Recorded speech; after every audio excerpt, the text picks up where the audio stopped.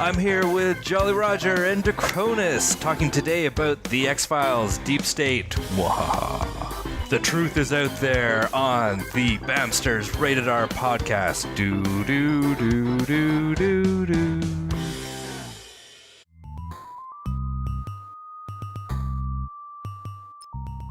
And we're back again with the news.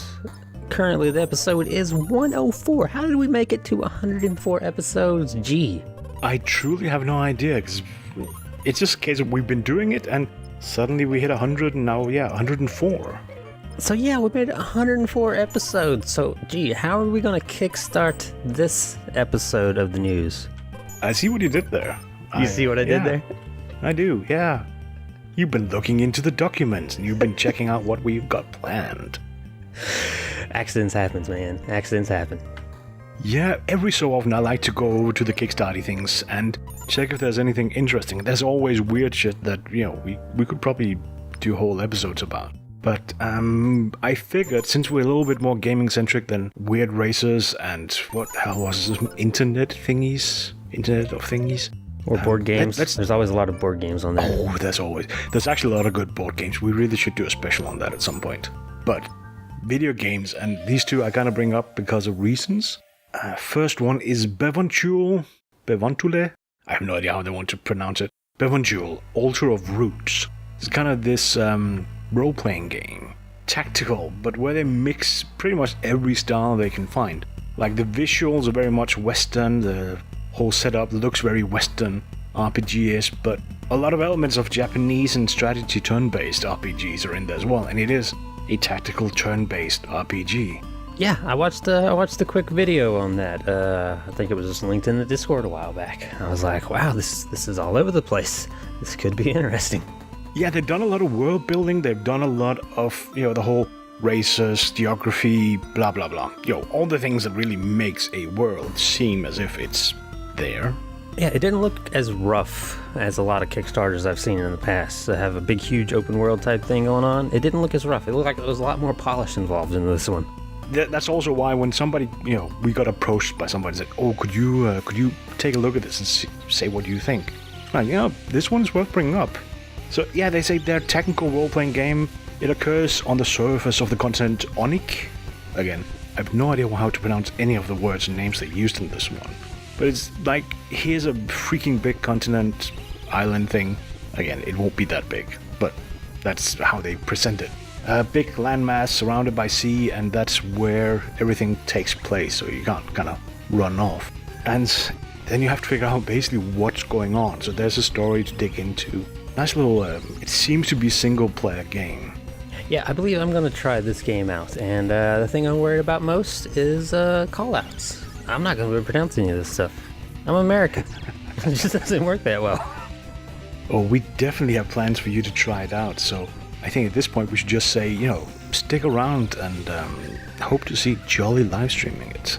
It will be attempted. I think there was another Kickstarter on the list, right? Yeah, I think this one is a little bit more up your alley. Pantropy. Yeah. Pantropy, the way I tried to describe it from what I've seen, I kind of just said, it's Dust plus Space Engineers. It's factional warfare, run around shooting things, conquering bases, but you get to build your bases, and you get to put down turrets, and you get to build your spider tank and aircraft and all this. I don't know if I would really refer to it as, you say Dust? Well, for the shooting and the factional warfare, and, there's some PvP in there, and I would replace the D with an R. It kind of looks somewhat-ish like a little more futuristic Rust with the survival element, like the farming up your materials, building your base up. But yeah, I get the faction warfare part of the Rust or the Dust. It looks fun either way, and I will definitely be trying this one out. And I'll probably die a good bit. Yeah, I agree. There's some survival in it, and the moment we brought it up, and I kind of went over to Drag, Drag, could you do something of this? He immediately started whining about survival games. Yeah, he's like, I don't want to have to drink water. I don't want to have to eat food. I don't want to pay attention to those bars. That's what it sounded like. Yeah, I agree with him. Whenever I play games that have eating and drinking stuff, and I just turn it off. But I like the idea of going out and actually finding your resources, building your base. And they promise they will have PvP and PvE. And for the PvP, there'll be offline protection, so stuff doesn't just get stolen. But it seems to be more a matter of turrets and stuff, so your base will be defended, but not completely locked down. Sounds a little bit to be in that direction. Yeah, you definitely don't want like a hard line of people just disconnecting to save their base and stuff. So it looks like you're still gonna be able to attack it when the people are offline. It's just gonna be slightly harder, and it won't be a free base. Yeah, I'm worried about that one as well. You just disconnect, whoopty, your thing is protected. That just never works. No, I'm hoping there's some kind of like battle logging enabled, so there's some kind of delay on them actually leaving, which most survival type games have started implementing. Yeah, I'm partial to the one where there's an open and closed period, so you can set when you can be attacked and not be attacked. And if you're not there when it's attackable, you get ready to lose it. But if you're playing when it's not attackable, of course it should also open up. But yeah, I'll definitely be trying this one out. We got we may have acquired a couple keys for this one already to attempt to try it out, so I may try it out this weekend. We might even have a small interview coming up, but more about that as we approach it. How do Reapers clean their spears? Don't know. They run it through the wash. Ouch. I loved that joke. Oh, I loved that joke when I first heard it, man. I had to say it. Okay, so yeah, there's Firefly, which was out in 2002, 2003. Damn, that's a long time ago. There are now books coming out, one this year, two next year. Yeah, they've been trying not book, but they've been doing the comic books for a while now. But I guess they weren't as popular there as they were hoping. I'm guessing they get a better story and like a long page book.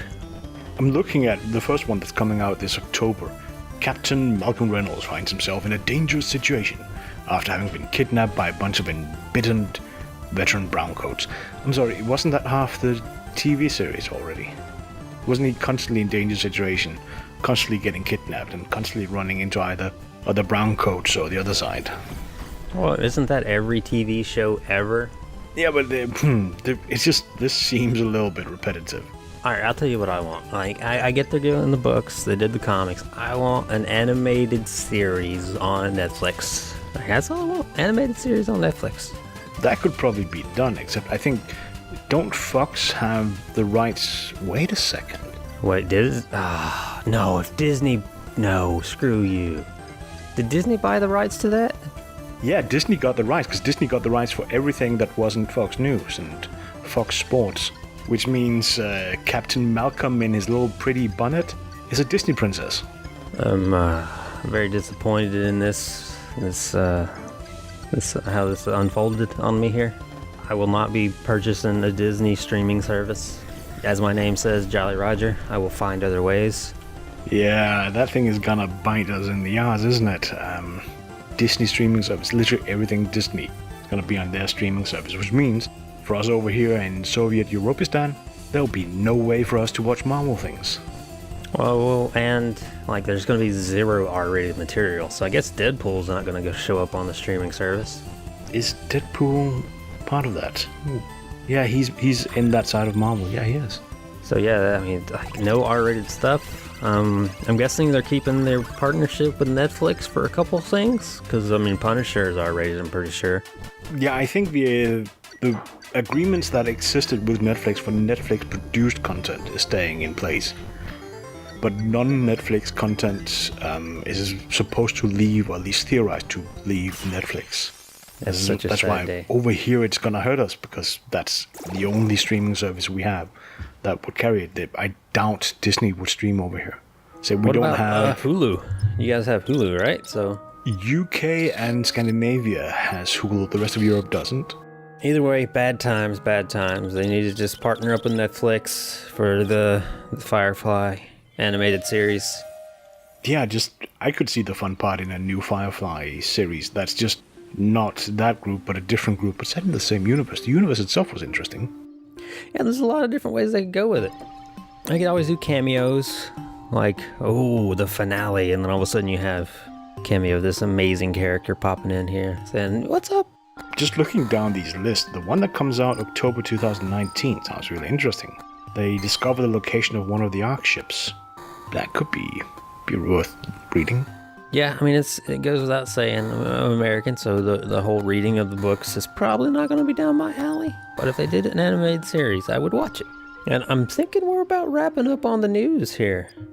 We should do, and I think, well, talking about things you cannot believe in, you guys got an interview coming up. Yeah, myself and Draconis, later on in this episode, talked to a guy from Creative Mobile.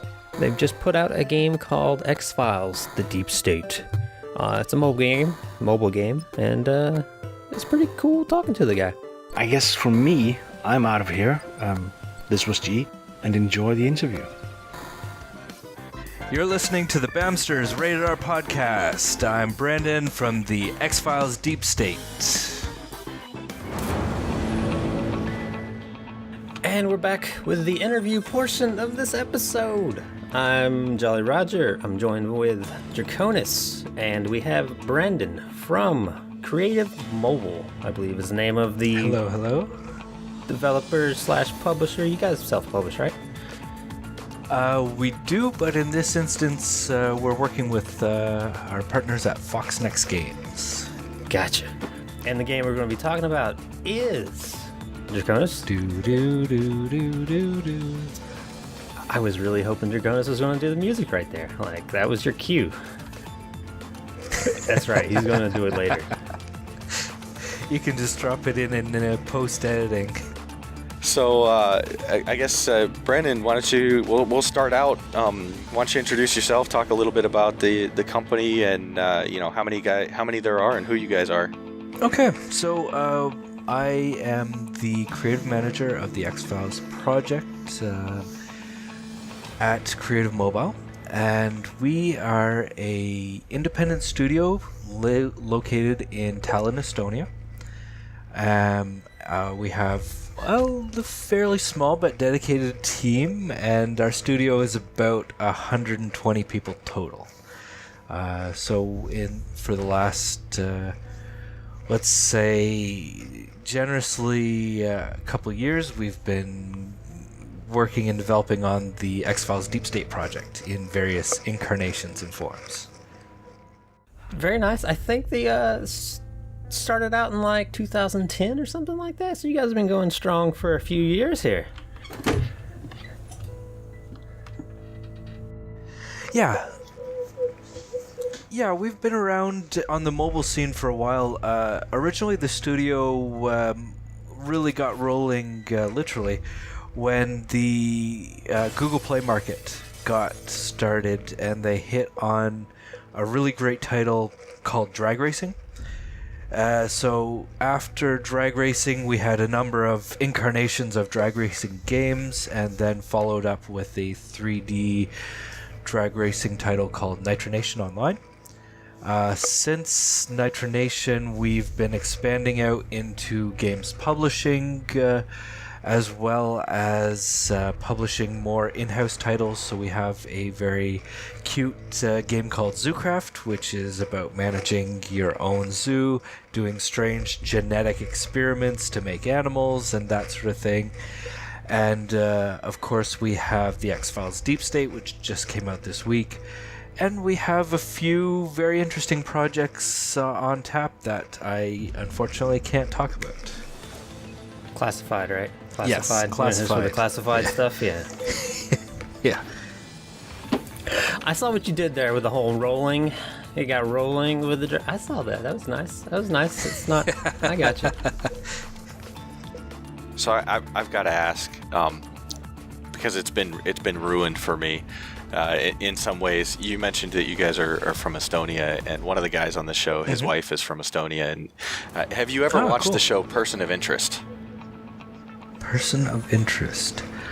No, I have not watched this yet.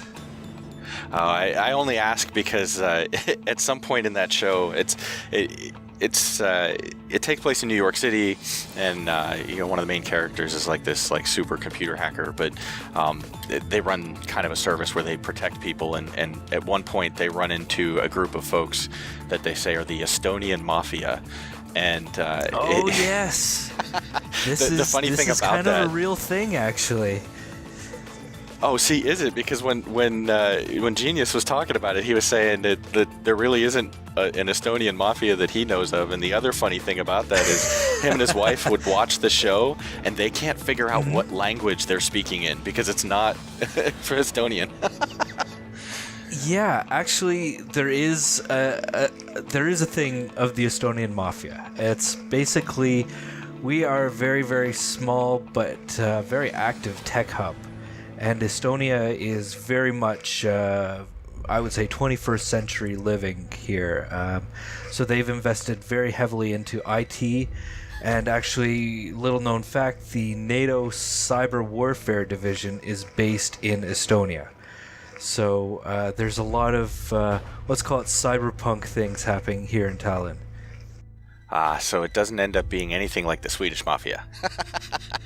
No, not quite like the Swedish Mafia. We're a little more rough and tumble than those Swedes.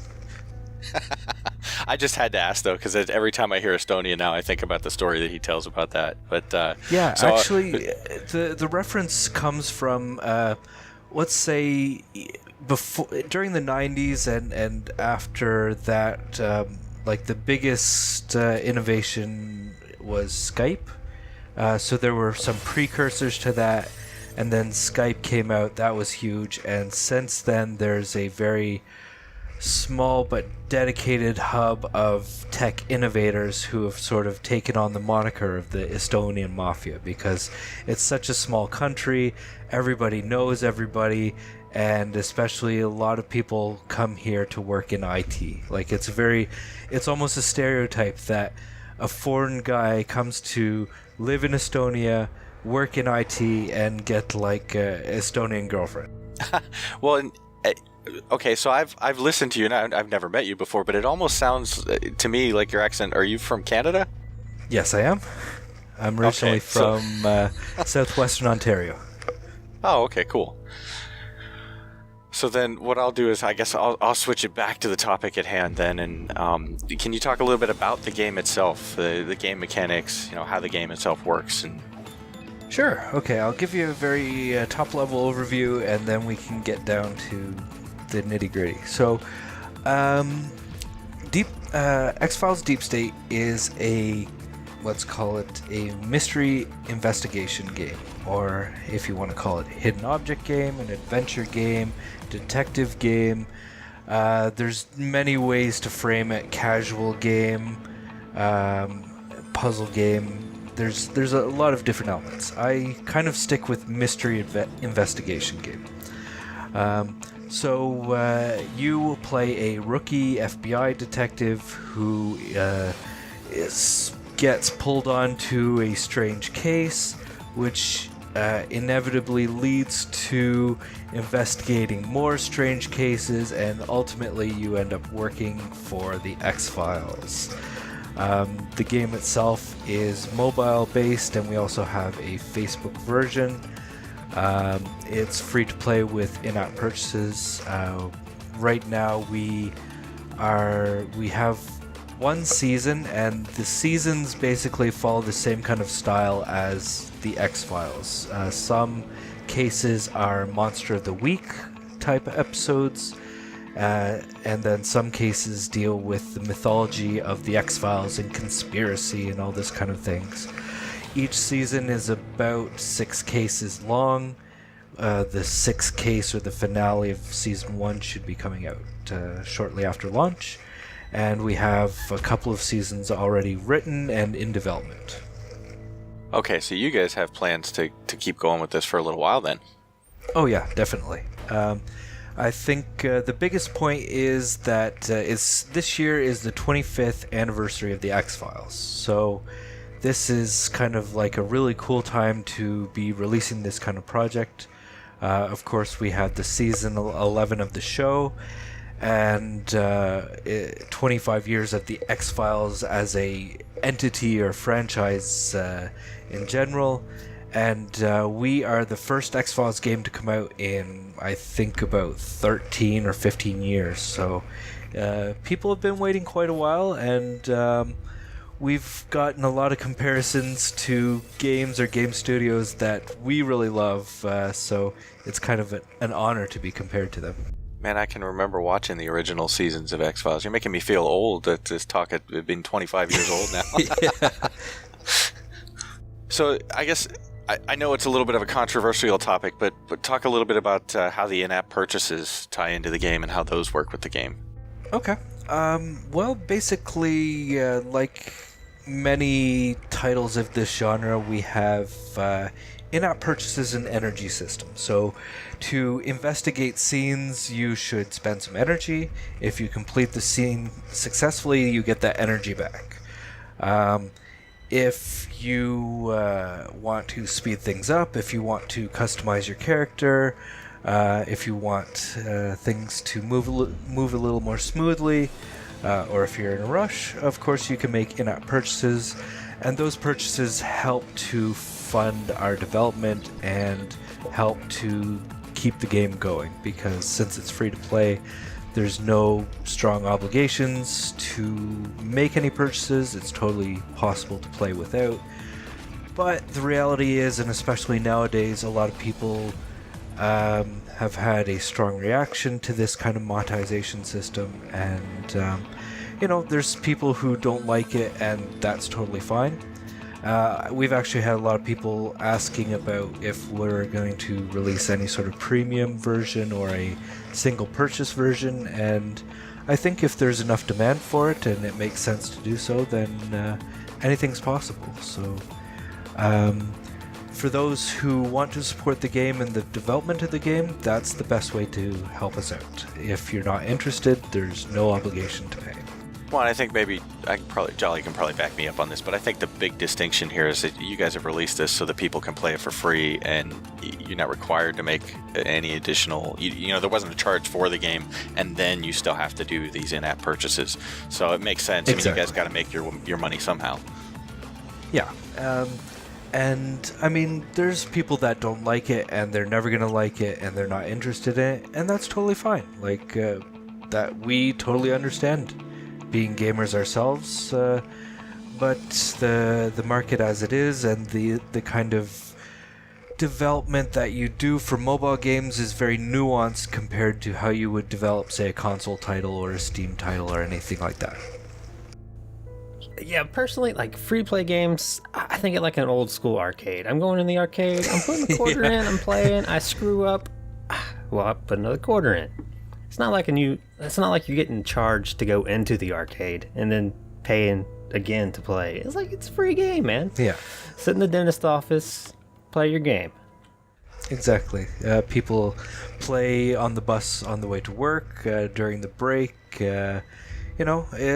If you actually, we've had a lot of comments on Twitter that like people kind of like the energy system because it gives them an enforced break where they can like go on with their life instead of just charging through playing directly the whole 5-6 episodes of the game and just like finishing it in a couple of days.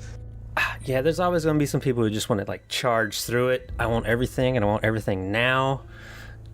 Yeah, so you say, is there like an average time it's taking people to beat this? Like it is a few days? I would say an average case, if you sit down and play without any breaks and you like really go for it, probably each case is a bite-sized 1 to 2 hours total.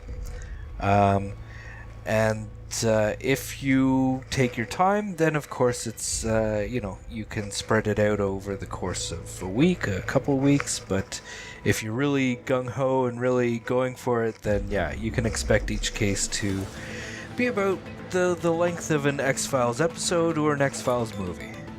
I gotcha. I appreciate that. Like I do most of my if I ever do get to play mobile games, it's at work. As long as nobody from work is actually listening to this. Yeah.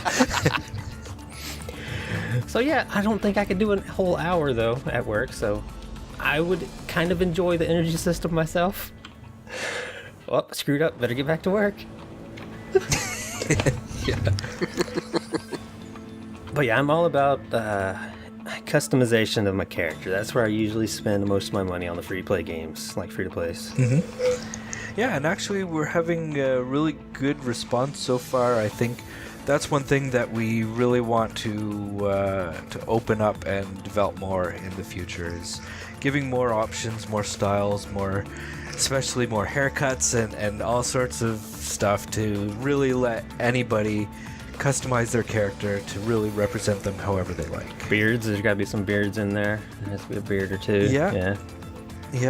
We got beards and non-beards, so you have a bit of an option there. Yeah, I was gonna say, like, I noticed, like, the customization was in there in the drag racing games a lot. Like, there was a lot of customization there, so it's good that you brought over the customization to the X-Files game.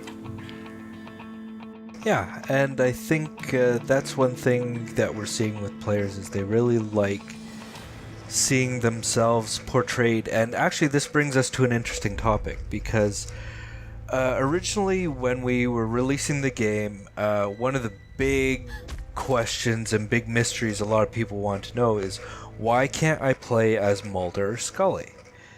And there's a very good explanation, but to do so, it kind of takes you within the X-Files universe. So I'll give you a kind of an in-depth journey through X-Files lore, if I may. So the game itself takes place between, say, Season 9 and 10. And during this time, it's about the early year 2010, leading up to this Mayan calendar apocalypse of 2012, when the aliens are coming and everything's gonna happen. So in this, say, gap time in the series, Scully has left the agency. Mulder is in parts unknown, not nowhere to be found, and so basically the X-Files unit sits empty. And it's always been a big question mark, well, what was going on during this time, or what happened? So the game kind of allows players to assume the role and explore the X-Files universe on their own terms, instead of, say, stepping into Mulder or Scully's shoes, which wouldn't make a whole lot of sense. Like, you don't want to pull a main character from the series into a game where it doesn't really make sense to do so, but it gives people an opportunity to explore and interact with some of their favorite characters from the game in a way that they can be a believer or a skeptic and channel their inner Mulder and Scully, but still make those choices as they would, not as they think Mulder or Scully should. Well, I think that makes sense, and it also frees you guys up creatively to do things Yes, with the characters. exactly. And the way that they interact within the game. Because let's be honest, people really, really, really love Mulder and Scully, and anything that we attempt to do with them, people are very discerning about how their characters are treated, and we hear all about it anytime we do something with them. So I think in this way, those characters are well protected, or we don't do anything that, say, wouldn't make sense for them to do.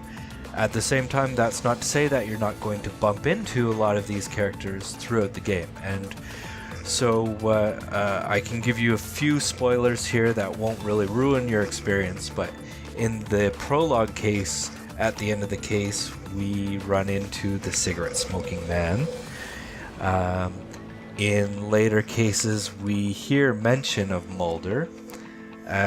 And later on, we're going to hear or run into Scully.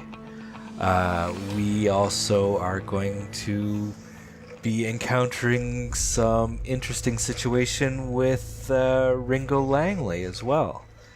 And at some point, for all the pledgies out there, Mr. Skinner will be making his appearance.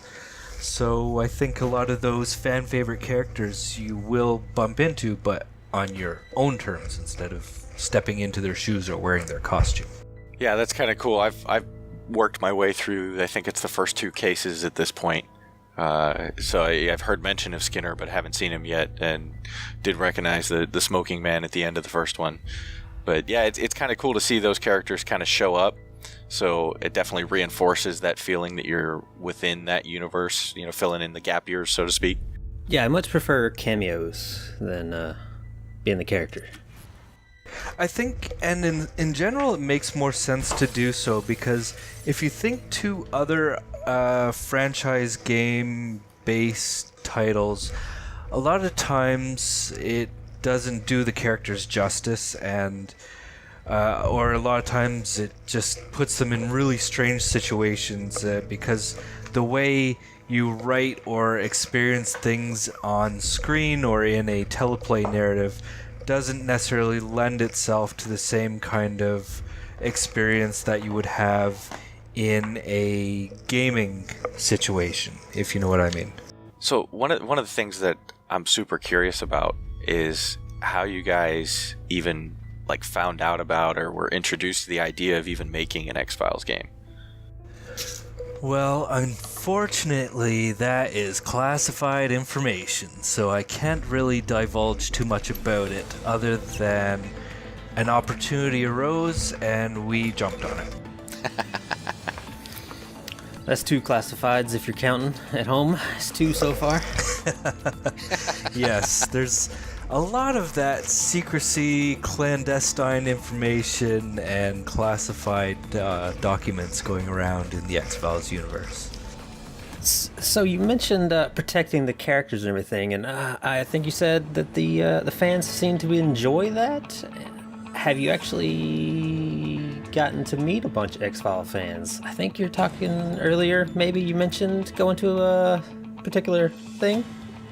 First of all, you can rest assured that the team itself, you will see so much of the X-Files because we are fans ourselves. So we're extremely excited to work on this title.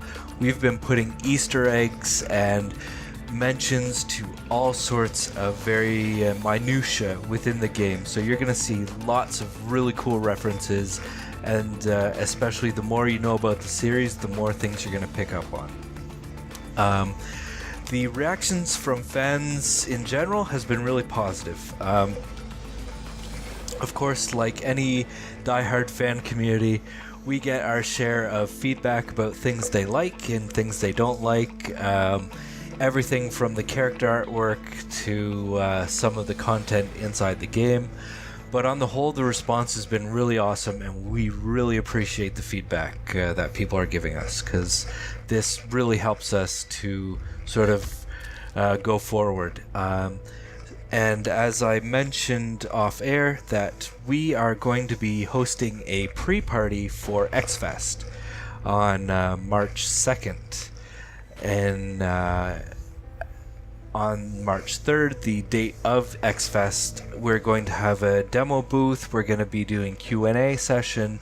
So anybody who's in the, let's say, Chicago, Illinois, or LaSalle area, invite you to come check it out. It's going to be a really, really cool event. All these years later, and there's still an X-Files. I didn't even know there was an X-Files convention, but that's pretty coul. Yeah, they used to do them a lot in the 90s when the fan community was just quite young, and the organizer Jay decided to put together a X-Fest 25 years convention this year.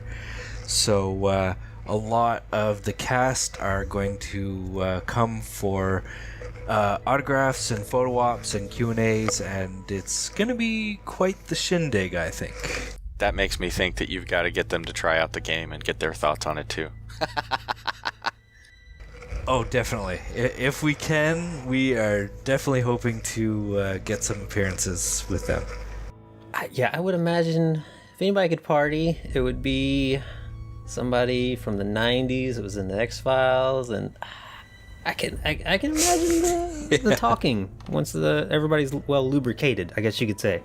Yeah, so the day of the pre-party, people can pick up their badges and tickets and all this kind of stuff. We're going to have X-Files trivia with a very cool host, Christopher Knowles, who's written a book about the X-Files, and he also has a really cool blog to check out.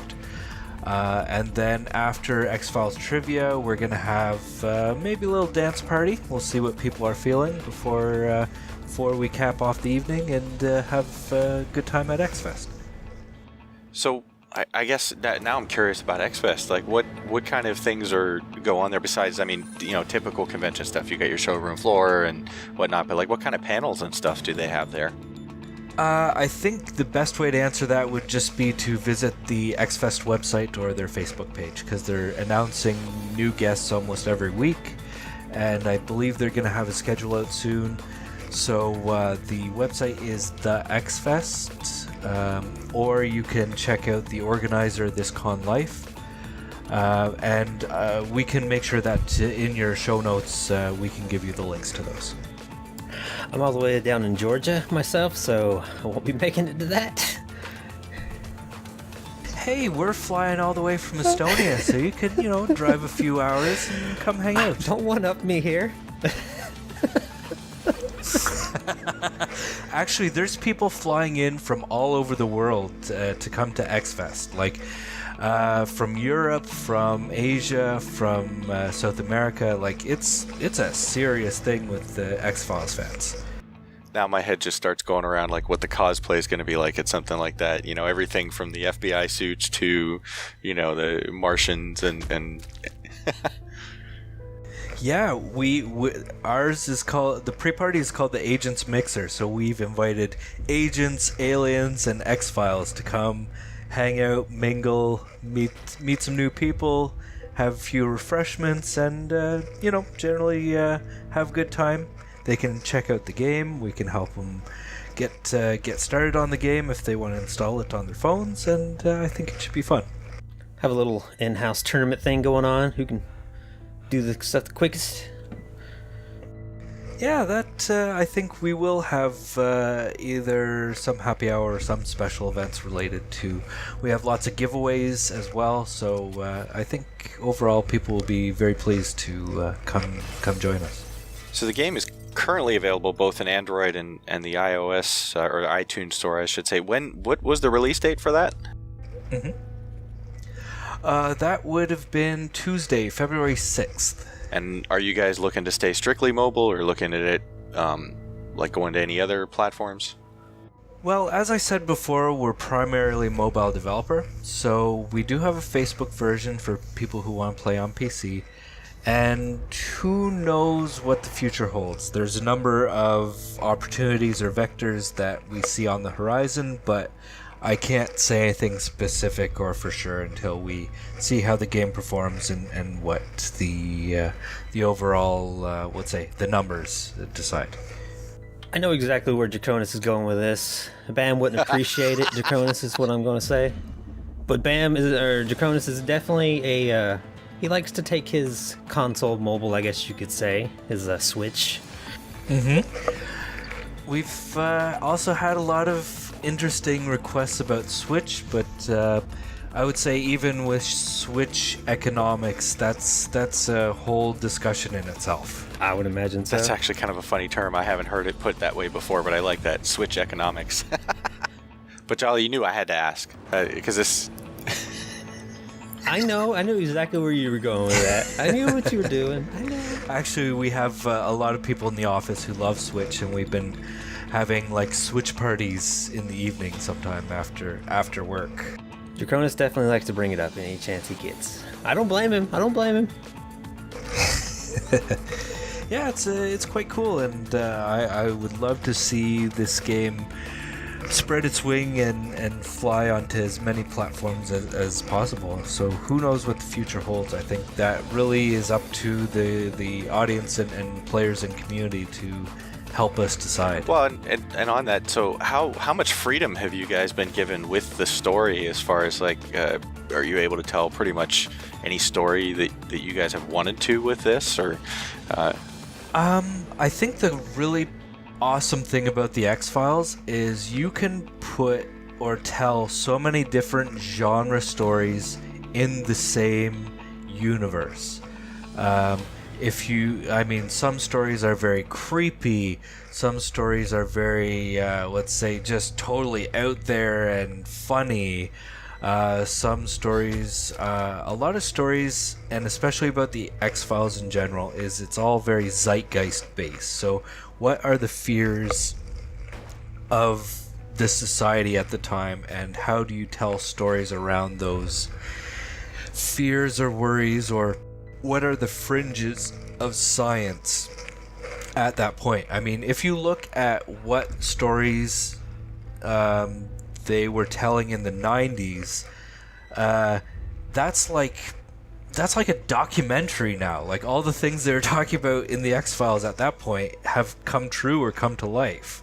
And people at the time was like, "Oh, this is really out there, like really weird stuff." And now, even our President Trump is repeating some of the things that maybe you would be hearing on an X-Files case in the 90s.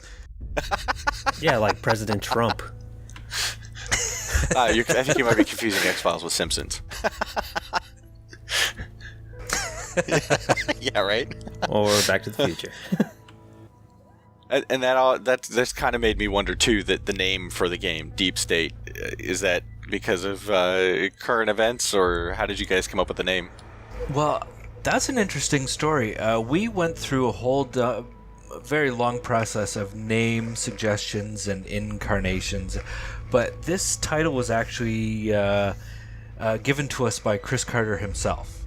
So that was really cool, but my personal belief is that he is definitely onto kind of the leading edge of a lot of things that go on in the world. Whether he has some insider information or if he's just very hyper aware of what people are sort of talking about, or what's going to be the next kind of thing in the media sphere. He is definitely onto something. So he's hooked in with them, and he's trying to give us some insider information. Well, who knows? I mean, it was very funny that about the same time our title got announced, X-Files Deep State, the whole Deep State narrative within the American political theater started really taking shape, and even President Trump was mentioning it in his tweets, and since then this narrative has just gotten stronger, and we're seeing hashtag Deep State stuff all the time now, and it's kind of strange in a lot of ways, but we're living in very strange times in general, so we're just kind of rolling with it. And we've been accused in the media of sort of normalizing this whole narrative or being in collusion. Who knows? It's totally bizarre from our situation, but it's also kind of a fun ride. Sounds like some free marketing. Exactly. And publicity. Yeah, take advantage of that. Well, we also have to tread very lightly because it's very political, and because of the political atmosphere right now, it's very easy to get pulled into one side or the other. I mean, there's such a dichotomy even amongst X-Files fans. You have people who are very, say, liberal or left-leaning, who like the commentary, and then you have very conservative or right-leaning people who also love the commentary of the X-Files, but for different reasons.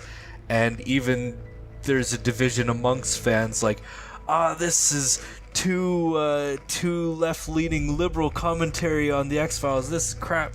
And then on the other side, there's like, they're talking about this deep state stuff, and they're supporting Trump or whatever else, and this is total crap.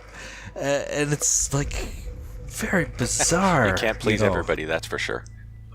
Of course, not, and nor can we ever endeavor to try. But we're sort of just navigating very cautiously, I think, at times, because we definitely don't want to step on any toes, or inevitably land ourselves into any hot water.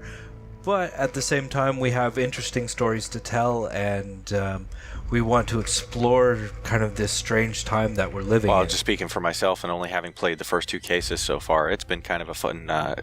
for me, mobile games, like Jolly had mentioned, they're time fillers, and so for me, it's been fun to do that so far. But I feel I'd be a little remiss if I didn't ask, since you mentioned, having interactions with Chris Carter, like how much have you guys really had an opportunity to talk with some of the creators of the show, and how much maybe input have they had, or can you even talk about that?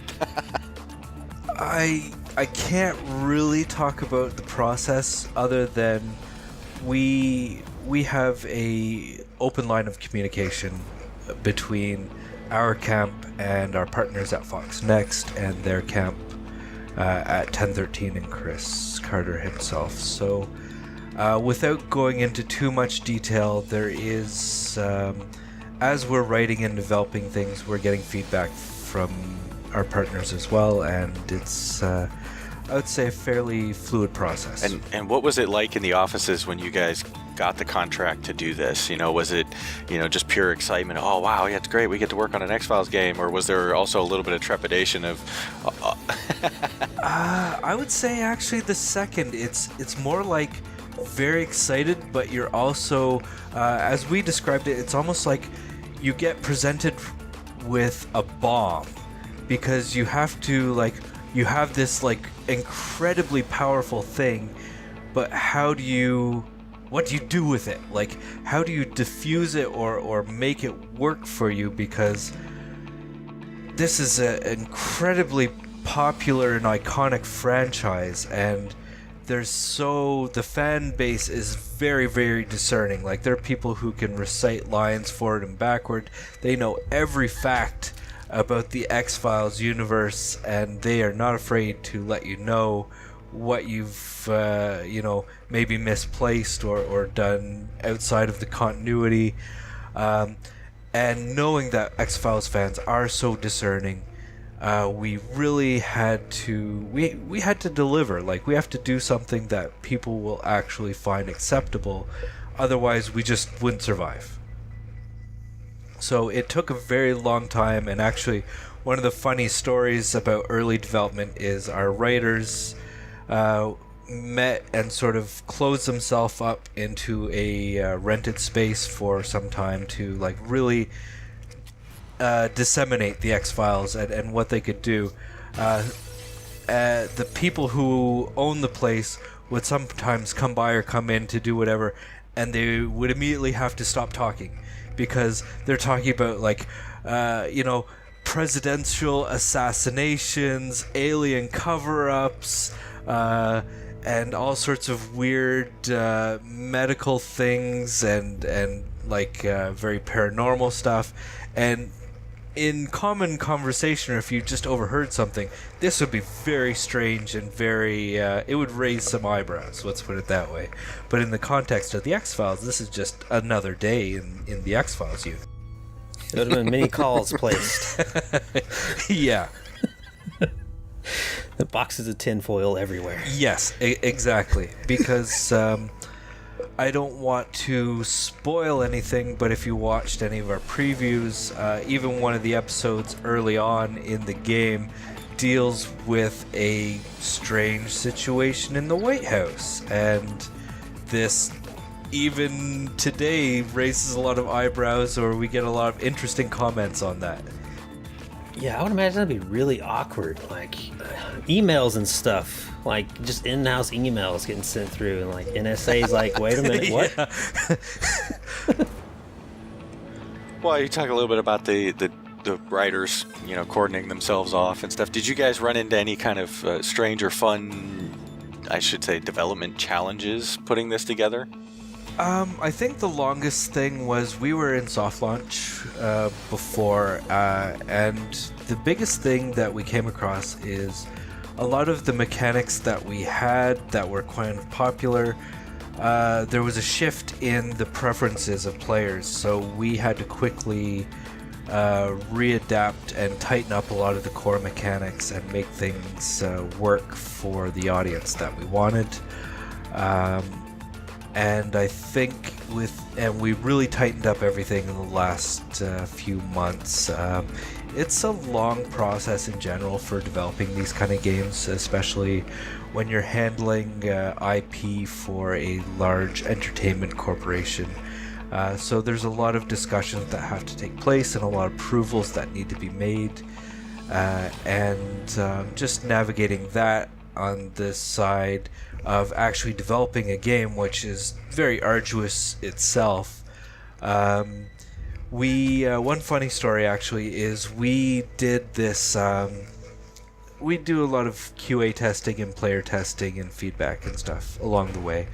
We actually did an experiment where people were hooked up to these brain scans to get their brain activity in emotional situations. And one of the parts of the game that we really like is sort of towards the end of each case, you're faced with a moral dilemma that you have to choose between one option or the other.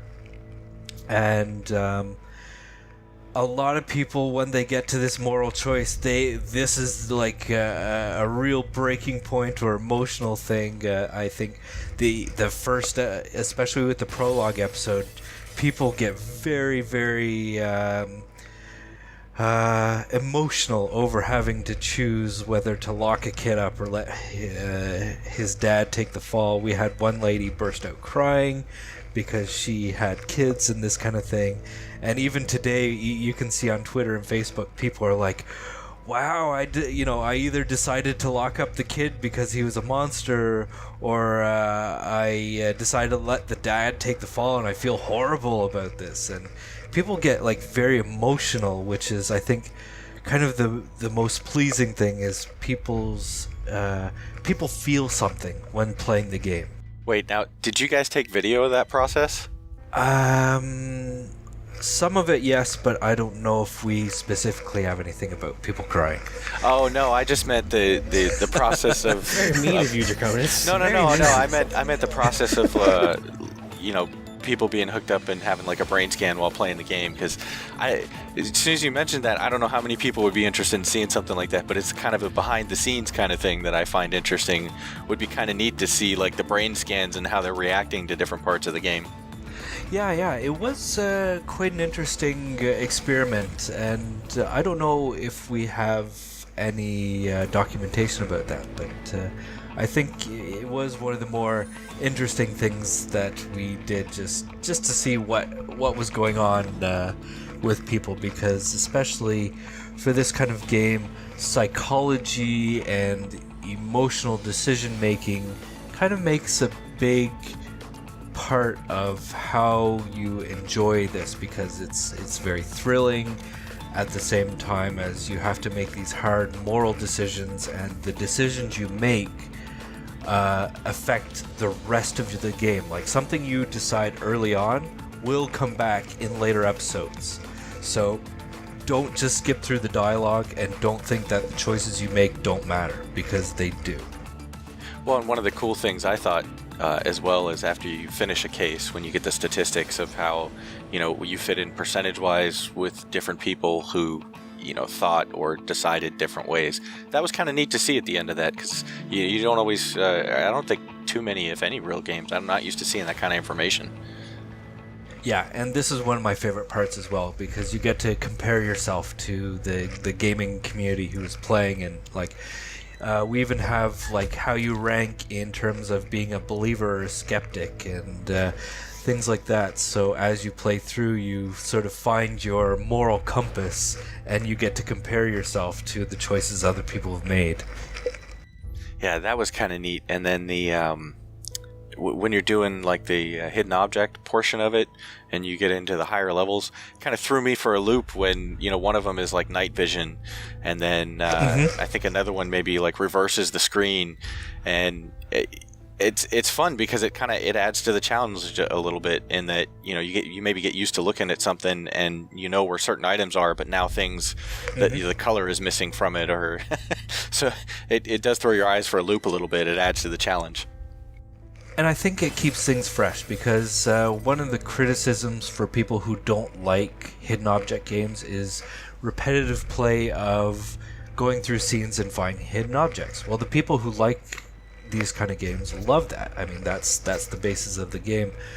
And we have to find ways to keep that interesting so that you can progress through the story at a reasonable pace, but it keeps things interesting enough that you never know what kind of mode or kind of challenge you're going to face. The one that messes me up still is the scrambled spelling. At first, I thought this was a bug, so I was reporting it the first few times to our QA team, like, hey, something's wrong here, like, this spelling's all messed up. And then I learned that, hey, this is actually it's not a bug, it's a feature. Wait a minute, now I think you sound like a spokesperson for Microsoft. Yeah, exactly. Actually, another, let's say, feature, not bug, that we've discovered is at some point when you play the game, close it down, afterwards, the X-Files music just sort of plays at random. The app is not open or anything like that. You'll just start hearing the X-Files music. That's funny you mentioned that, because I played the game last night and I used my cell phone as my alarm, and after I turned the alarm off this morning, it started playing the X-Files music, and I was like, wait, what? Exactly. We have no idea where this came from, but it's an interesting feature, let's put it that way. So for people who have actually grinded through the game or just played it like crazy, there is plans for future content? Yeah. Right now we're planning to have a new update every month. So whether that's some new features or a new case, at least once a month there should be something coming out from us. And we've got the season finale for the first season to release, and then second season is currently in development, so we should have that coming out later this year. And as well, I think by the end of the year we may already be getting into the third season. It just depends on the timing. So Draconis has got something to catch up on now. Yeah, I have many things to catch up on, yeah, but no, I'm enjoying it so far. It's been fun.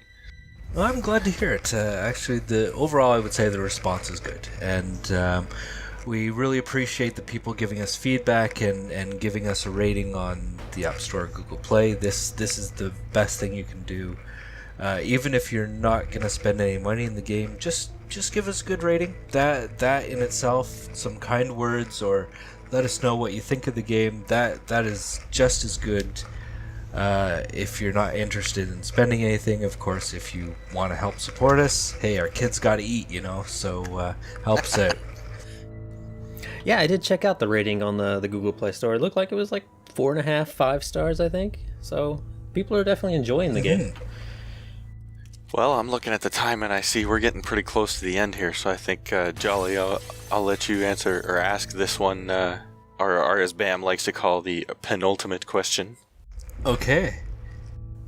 All right, I've had horrible luck with this question in the past. I'll get into that later, but Bam likes this question here. It's what would your favorite alcoholic beverage be, and what kind of bacon food would you pair with this? What kind of bacon is on your plate? Okay, well, since I am from Canada, I would say my personal response would be maple flavored bacon. And to pair with that, I would recommend a fine maple syrup whiskey.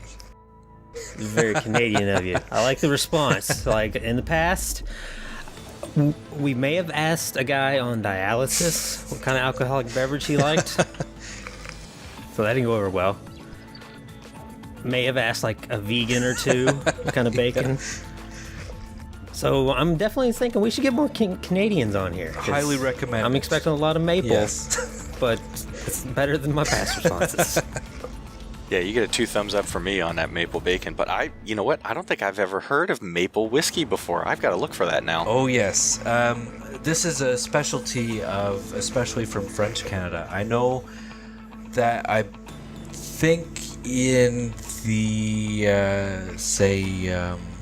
northeastern, maybe Vermont area, there's one company that does it in the States, but this is a French Canadian specialty. It's delicious. I highly recommend it. I'm going to have to try and find some now. The X-Files Deep State. You can find us in most places as the X-Files game on Facebook, Twitter, Instagram, Pinterest. We have character styles and stuff on there. We're on Tumblr. We are everywhere that you want to be. Of course, we're on the App Store, Google Play, Facebook as well, so please download the app, give it a try, give us a rating, let us know what you think of the game. We're very open to your feedback. In the meantime, we're going to be at X-Fest, celebrating 25 years of the X-Files. Come to the Agents Mixer pre-party, or come check us out at the X-Fest day of. You can find out their information at the X-Fest or by the organizers This Con Life. And stay tuned. The truth is out there, folks. # Deep State. Nice. Well, Brandon, on behalf of the team here, I want to absolutely thank you guys for coming on the show here. And we definitely do appreciate you coming on, like after the busy day, and letting us know more about the game. Well, thank you guys.